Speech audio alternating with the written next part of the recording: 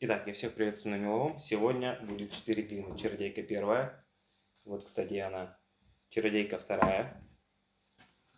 Выглядит она уже вот так. Голубая узбечка. Вот и она. Обратно. И... Ой, розовая узбечка до этого была. Вот эта тяжеленная. Голубая узбечка уже. Так. Ехали с чародейки первой. Что-то я немножко подавился. Ну, начнем с того. Давайте начнем с чистки. Ну или смарания. Она вообще не морается ни капельки. По чистке, наверное, она плюс-минус всегда добывается довольно чистой. Бывают, конечно, немного грязноватые кусочки. Но, блин, чистить чародейку, что первую, ну раз про нее сначала говорим про нее и скажу. Ну, мне кажется, это нереально ее чистить. Во-первых, она вся расслаивается вот на такие кусочки. То есть ты немного начинаешь чистить. Во-первых, она сложно достаточно чистится. Во-вторых, вот такие кусочки постоянно начинают отваливаться. А бывает такое, что кусок от куска отслоится, и там внутри еще непонятно что. И поэтому, ну как по мне, так это сложновато чистить. Как и сказал, она не маркая, не бьется на какие-то кусочки. Чем-то есть схожесть именно с гудроном. И, наверное, также она и отслаивается, как сам гудрон. Ну, давайте попробуем ее. Довольно интересно от маленького кусочка пробовать. И так легко откусывается.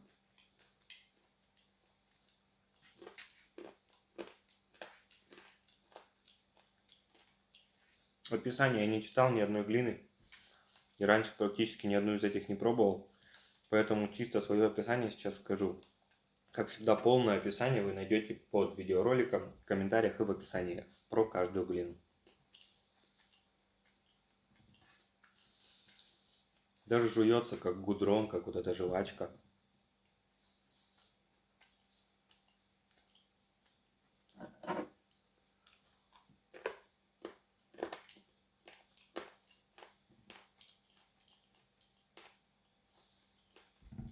Раскусывается немножко не как гудрон. Гудрон как бы тянется немного тогда. А это будто рыхлится. Особо залипания нету.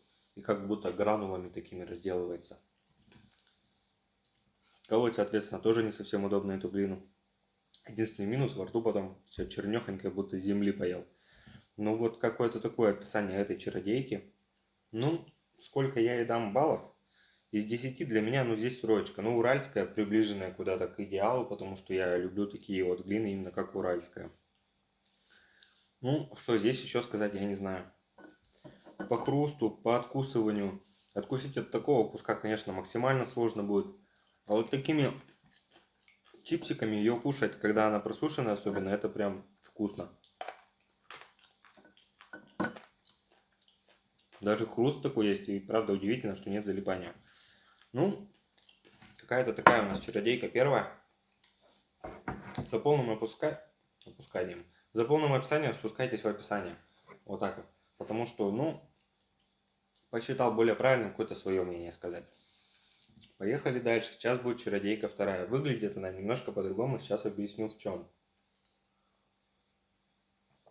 Если та чародейка идет такая рыхловатая, да, то это какая-то идеальная. В общем, я не знаю, будет у вас там видно, нет. Надеюсь, там фокусировка сделала свое дело. Но она прям какая-то очень гладкая, будто приближенная что-то к идеалу. Я не знаю, для меня и выглядит именно так. По цвету та черная, это немножко черная, сероватая, вот такая вот прям разная-разная вся. Чистится точно так же сложно. И что бы еще про нее сказать? Ну, наверное, в остальном довольно схоже. Единственное, говорю, какие-то идеальные у нее получаются кусочки, когда они отслаиваются друг от друга. Вот то и немножко не так, там рыхловатые. Давайте пробовать.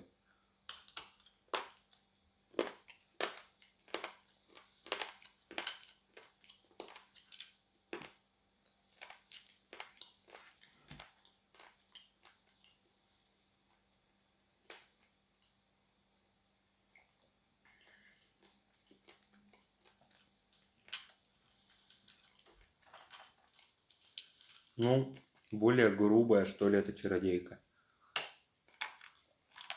Жесткая такая.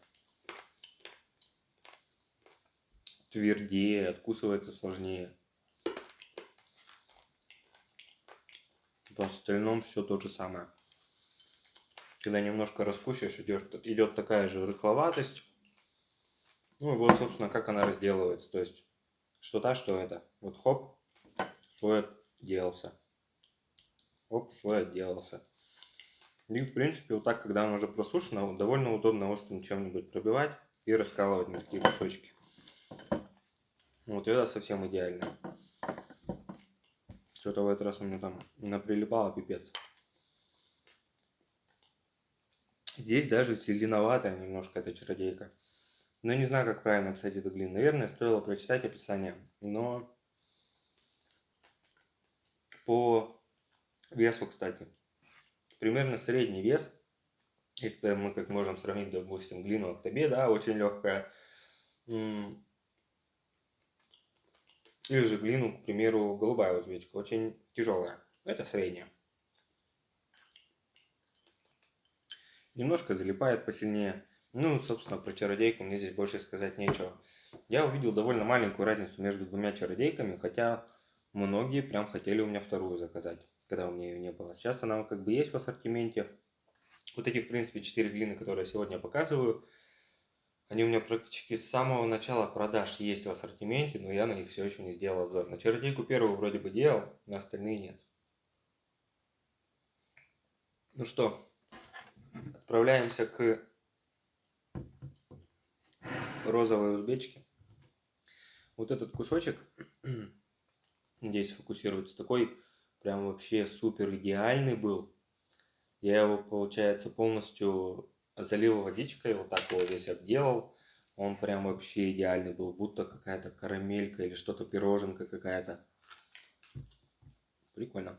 А потом, когда он подсох, так как я отправил и после стандартной чистки глину розовая узбечка на сушку, так и которую промыл водой. Так вот, которую водой промыл, она прям вся так потрескалась очень сильно. И довольно понятно, что вот иногда меня честно удивляет, когда мне говорят, мел там пришел, поставка, допустим, недавно была, мел пришел влажноватый, зачем вы его там водой пропитываете? Я вот думаю, вы действительно думаете, что человеку нечем заняться, чтобы пропитывать, сидеть мел или глину водой? Вот, отличительная особенность, допустим, глина просто вся потрескалась после воды. После стандартной добычи того же мела или глины, да, она просто, ну не будет она так трескаться. Это, ну, стандартно, она в ней присутствует, допустим, это вода, и это ее естественная среда обитания, так скажем. Когда вы дополнительно что-то промываете сверху, конечно, это все потрескается и облопается. Итак, вот так выглядит стандартная чистка и получается чистка и колка. Вот так уже выглядит после воды. Разница, она очевидна. Давайте пробовать. Начну, пожалуй, с этого кусочка. Он прям очень идеальный. Ага, начну. О. Но, опять же, внутри розовая узбечка не менее идеальна по ее классическому природному как сказать, рождению, да? Ну, поехали. Такой вот.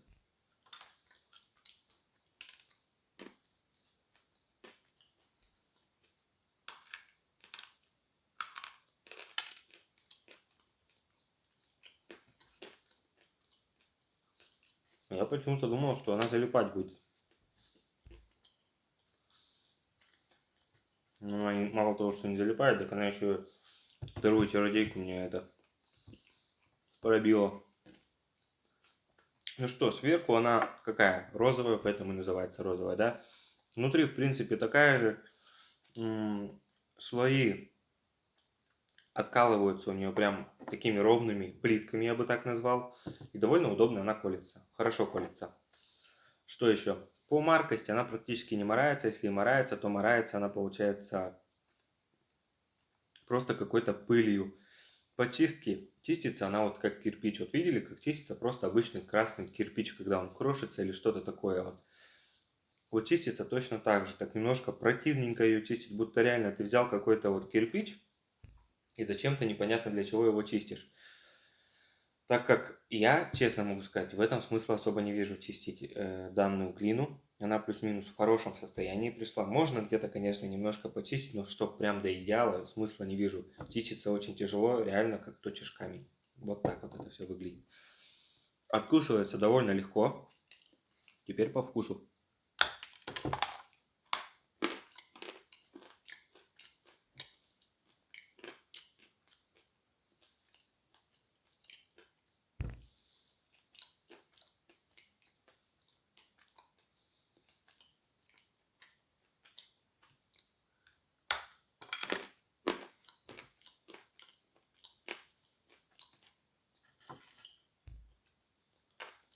И она, кстати, не соленая.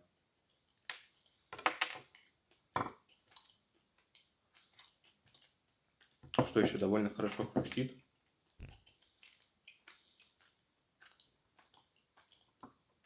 Присутствует небольшое залипание.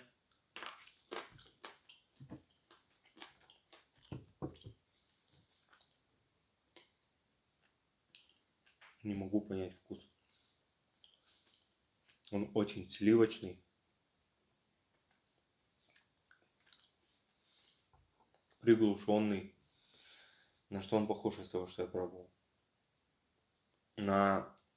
Кстати, похож на немножко на кимбрийку. Но прям вообще немного. Именно вкусоотдача, вот это вот послевкусие. Давайте, в общем, вы спуститесь в описание и посмотрите полное ее описание. С чем я соглашусь, я дополню. Но не могу прям добавить. По состоянию она очень сливочная, среднее залипание, хороший хруст, не соленая. Что еще добавить, не знаю, так как не понимаю этот вкус.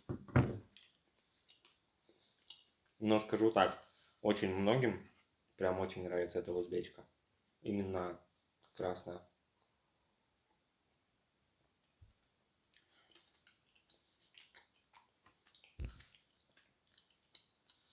Ну что-то будто я уже ел, она мне что-то напоминает такое. Поехали к последней. Голубая узбечка. Здесь вообще не знаю даже свои комментарии. Это также чистка и просушка после того, как я ее водой промыл. Точно так же она вся очень сильно потрескалась. И, соответственно, чистка ножом и сушка. Ну, тоже стандартная. Но здесь, конечно, выглядит так по-идеальному, если согласитесь. Эта глина настолько тяжелая. Для меня это вообще куски просто гальки. Они настолько же тяжеленные. Чистишь так же, будто камень. Смысла в чистке вообще абсолютно здесь не вижу практически. Давайте буду пробовать, что ж поделаешь. По маркости проводишь, ну и морается так же, будто вот пыль какая-то строительная, вот что-то именно такое. Откусываться, думаю, будет очень сложно. Насколько помню, она соленая должна быть. Ну, поехали.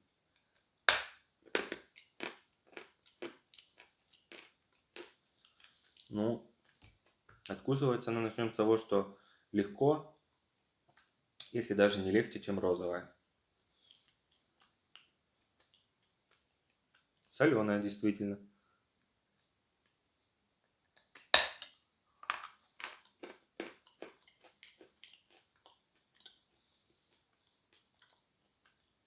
Чуть поменьше залипания. Из-за того, что она очень соленая,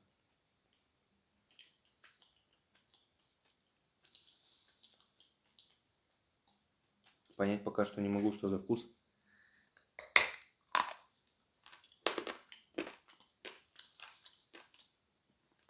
Вкус напоминается какого-то мела, того же стреймата, что ли. Также вкус похож на ту же кимбрийку. С розовой они, конечно, отличаются, но какая-то совместимость именно с кимбрийской глиной у них есть. Залипать очень сильно стало. Вкус, правда, чего-то строительного очень сильно отдается.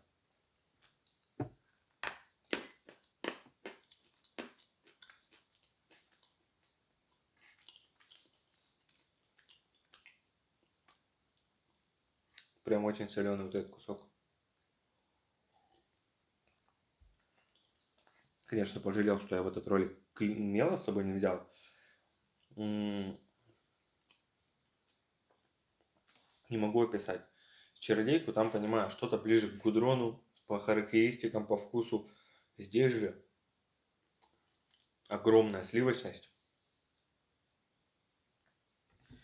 Что-то непонятно. В общем, ребят, давайте я буду ждать всех в комментариях. Вы обязательно посмотрите мое описание, которое я добавлю под роликом и в комментариях. Залипание все-таки у нее тоже замечательное такое. Но глина это давно уже есть у меня в ассортименте. В продаже уже, наверное, год она находится. Ну, мне эта глина не сильно понравилась. Розовая тоже не сильно понравилась, так как я не любитель глин. Чародейка, наверное, даже чуть побольше понравилась, потому что такое залипание у нее поинтересней. Но в целом я любитель уральской. Вот что хочу сказать про уральскую глину. Эта глина чистится легко. Прям я ее когда начинаю чистить, прям мне нравится этот процесс, и я могу дофига очистить, хотя надо было там на один заказ, допустим, да? И в чем суть? Конечно, бывает она приходит грязноватая, но очень прям грязноватая. В этом случае желательно, конечно, ее почистить. Но понимаете, в чем суть? Она сама по себе такая глина. То есть вот этот вот кусок, допустим, вы взяли, предположим, вот это единый кусок, да? И вот здесь вот слой такой ровный-ровный. Прям такое чувство, будто здесь до этого был другой кусок, и они друг от друга откололись. Но это не суть. Он прям грязнехонький, максимально грязный, будто, я не знаю, в грязь вот так макнули эту сторону. Ты его счищаешь. Допустим, очистил, и потом в какой-то момент эти куски случайно раскололись. Так вот в этом расколе они будут настолько же грязные, как у вас вот здесь. То есть хоть сколько раз так может глина треснуть, во время отправки может треснуть, да, вот этот кусок между собой. И когда людям потом приходит глина, они немножко в шоке, что она такая грязная. А суть в том, что капец залипучая. То, что уральская глина сама по себе такая, у нее внутри вот эти прожилки просто находятся. И сколько бы вы ее не чистили, расколов в другом месте, она точно настолько же грязная будет. В общем, всем большое спасибо за просмотр. Что хотелось бы сказать. Авито доставка сейчас расходится очень сильно. В этом месяце уже закончится акция по 40 рублей доставка. Мне же сложно разговаривать, там у меня просто организм мел требует. Так вот, Авито доставка в этом месяце закончится. Сейчас практически у всех около 15-20 человек делали заказ. Причем в первые, наверное, дня два, когда я про это рассказал. В первый день она не работала, потому что я там кое-где накосятил. Во второй день я все исправил. И сейчас также под роликом я выложу ссылку на свое объявление. Не переживайте, если вы зайдете и увидите, что доставки нет или она не работает. Просто напишите мне, сколько чего нужно, я вам скину действующее объявление, и вы через него просто оформите доставку. Практически по всей России она идет 50 рублей. Ну это просто вау. Вы можете заказать до 3 раз, воспользоваться этой доставкой, и она каждый раз будет в районе 50 рублей для вас. Плюс это будет действовать от 2 до 15 килограмм. Представьте, вы в любую просто глухомань России можете заказать. Я, конечно, извиняюсь, никого обидеть сейчас не хотел, просто кому-то вообще только почта едет, и они находятся далеко, и, грубо говоря, за 2 килограмма почта там возьмет у вас 1500, да? А здесь вы можете заказать 15 килограмм и всего лишь 50 рублей за доставку ориентировочно заплатить. Ну, мне кажется, это просто вау. По поводу Алиэкспресса, там я вообще не знаю, что сказать. У меня поставка на тот же Wildberries даже, вот возьмем, да. Сделал 3 недели назад поставку. Транспортная компания где-то груз то ли потеряла, то ли что. То ли там... Почему-то, в общем, доставить не могут, объяснить не могут. Сказали, месяц максимальное ожидание по вашему обращению. Мы ищем груз уже 2 недели, еще 2 недели будем искать. Я такой, замечательно. Второй груз, который должен прийти мне от поставщика, та же самая история. Просто груз должен был из-за границы прийти в Челябинск, и от Челябинска уже ко мне в Тюмень. Как итог, что мы получаем? Груз из-за границы пришел в Челябинск, а Челябинск его не принял. То ли у них там мест нету из-за ситуации сейчас с Украиной. Ой, то ли что. В итоге, короче, где груз, никто не знает. Я такой, замечательно просто. И груз уже не могут найти, получается, сколько? Неделю. Поставка уже не может прийти. Тоже немножко в шоке. И вот что делать в такой ситуации, пока не знаю. Ну, ситуация какая-то такая. В моем ассортименте на днях мне поступят всякие шайбы, глиномелы, вот эти вот, которые мешаются именно, витаминочки, подушечки. В общем, все то, что вы просили очень давно. Ну а с вами был канал Меловой. Жду вас всех в комментариях. Спасибо большое за просмотр. И увидимся совсем скоро. Надеюсь.